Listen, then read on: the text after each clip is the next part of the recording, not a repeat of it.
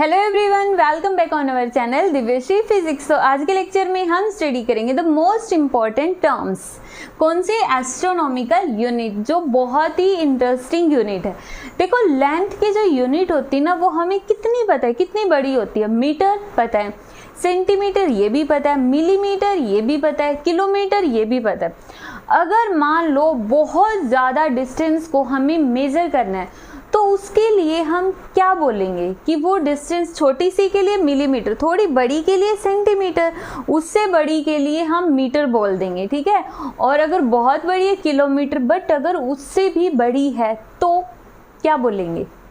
तो वही चीज़ें हम सीख रहे हैं आज के ये लेक्चर के अंदर कि जब बहुत ज़्यादा लॉन्ग डिस्टेंस को मेजर करना हो तो उसके लिए साइंटिस्ट ने एक टर्म डिसाइडेड की हुई है। कुछ टर्म्स है, तीन टर्म्स हैं जिनको हम यूज करते हैं जब बहुत ज़्यादा लार्ज डिस्टेंस होती है। सबसे फर्स्ट टर्म है एस्ट्रोनॉमिकल यूनिट। एस्ट्रोनॉमिकल यूनिट क्या होती है? देखो, हमारी अर्थ और हमारे सन के बीच में, अर्थ और सन के बीच की जो एवरेज डिस्टेंस होती है उसी को हम बोलते हैं एस्ट्रोनॉमिकल यूनिट। तो देखो, कहाँ सन और कहाँ हमारी अर्थ, कितनी ज़्यादा डिस्टेंस है ना। तो इतनी ज़्यादा डिस्टेंस को हम कैसे मेज़र करेंगे, कितने किलोमीटर है, और फिर उस किलोमीटर को हम बोल लेंगे कि इतने किलोमीटर। तो उसकी बजाय साइंटिस्ट ने सीधा सा बोला कि तुम्हें इतना बड़ा वर्ड बोलने की ज़रूरत नहीं है, सिर्फ एक वर्ड बोल दो, अर्थ और सन के बीच की एवरेज डिस्टेंस है एस्ट्रोनॉमिकल यूनिट, और सभी समझ जाएंगे। तो समझे क्या? जो एस्ट्रोनॉमिकल यूनिट है ये क्या होती है? The average distance between sun and earth. The average distance between sun and earth is known as astronomical unit। सन और अर्थ के बीच की जो एवरेज डिस्टेंस होती है ना, उसको हम एस्ट्रोनॉमिकल यूनिट बोलते हैं। तो यहाँ पे द मोस्ट इम्पॉर्टेंट वर्ड है एवरेज। एवरेज मतलब, अब ये बात हमें पता है कि जो सन होता है और अर्थ होती है, अर्थ सन के अराउंड में किस तरह रिवॉल्व करता है, इलिप्टिकल ऑर्बिट्स के अंदर। तो इलिप्टिकल ऑर्बिट में रेडियस तो सेम नहीं रहेगी, कहीं पे तो बड़ी होगी और कहीं पे इक्वेटोरियल पे बड़ी रेडियस और एक्सियल पे छोटी रेडियस। तो यहाँ पे हम दोनों का एवरेज ले रहे हैं, ठीक है। तो एस्ट्रोनॉमिकल यूनिट में क्या हो गया? द एवरेज डिस्टेंस निकाल लेंगे। कितनी वैल्यू बताई फिर साइंटिस्टों ने इसकी? 1.496 इंटू 10⁻11 मीटर, जिसको हम अप्रोक्स करके बोल देंगे 1.5 इंटू 10⁻11 मीटर। तो ये हो गया 1 एस्ट्रोनॉमिकल यूनिट। निकाल लोगे ये वैल्यू। अब नेक्स्ट देखते हैं, समझ आ गई?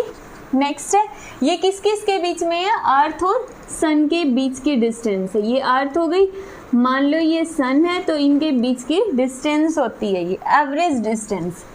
अब इसी टर्म के अंदर, मतलब यहीं पे एक दूसरी टर्म भी आती है जो लार्ज डिस्टेंस के लिए यूज होती है। बहुत इजी सी और इंटरेस्टिंग यूनिट है, बहुत ही इंटरेस्टिंग है। कौन सी? Light year. लाइट ईयर क्या समझते हो? लाइट ईयर से लाइट का साल, जहाँ पे लाइट डिस्कवर हुई। ये भी एक डिस्टेंस की यूनिट है, जैसे मीटर होती है, किलोमीटर होती है, इसी तरह लाइट ईयर होती है। अब इसकी वैल्यू क्या है और कहाँ पे इसको यूज करना है? देखो, it is defined as the distance traveled by light in 1 year। एक साल में जो लाइट ने डिस्टेंस ट्रैवल करी उसी को हम क्या बोल रहे हैं? लाइट ईयर बोल रहे हैं। तो यहाँ पे डिस्टेंस की यूनिट है और हमें पता है डिस्टेंस का फॉर्मूला क्या होता है? Speed into time.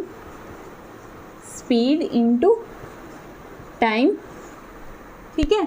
तो डिस्टेंस लाइट ईयर,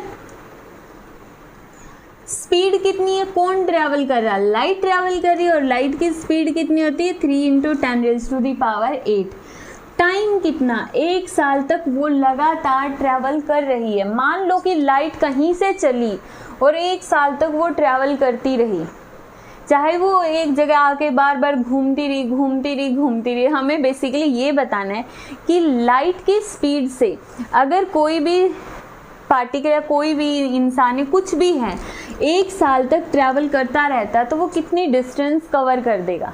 तो देखो स्पीड इतनी होगी, टाइम कितना 1 साल, 1 ईयर कितने होते हैं 1 ईयर में 365 डेज, और टाइम तो हमें पता है सेकंडों में होता है, तो सेकंड बना दो। 1 साल में कितनी सेकंड होगी, 365 डेज के अंदर हो गई।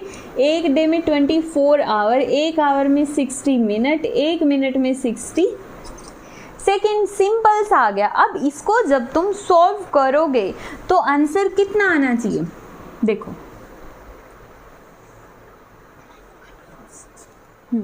जब हम इसको सॉल्व करेंगे तो 9.46 × 10⁻15 मीटर, ये आ गया लाइट ईयर।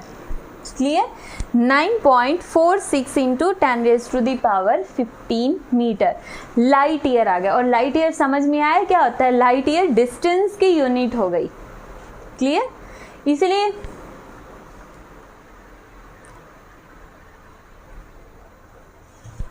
नेक्स्ट है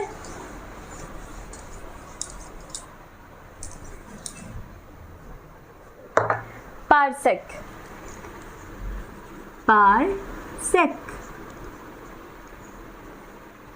पारसेक ये भी डिस्टेंस की यूनिट है, जैसे मीटर, किलोमीटर हो गया, एस्ट्रोनॉमिकल यूनिट होगी, लाइट ईयर हो गया, उसी तरह पारसेक है। तो पारसेक क्या होता है, इसको देखो, it is defined as the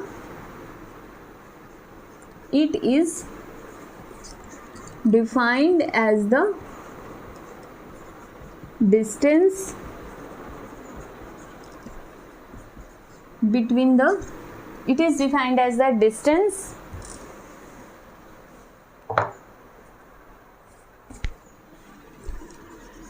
at which an arc of length 1 astronomical unit makes an angle 1 second. ठीक है, नहीं समझ में आया होगा तो देखो, मान लो ये सेंटर है, ठीक है, ये रेडियस, यहाँ पे एक आर्क है और ये आर्क इस सेंटर के ऊपर एंगल बना रही है, यहाँ पे एंगल बना रही है।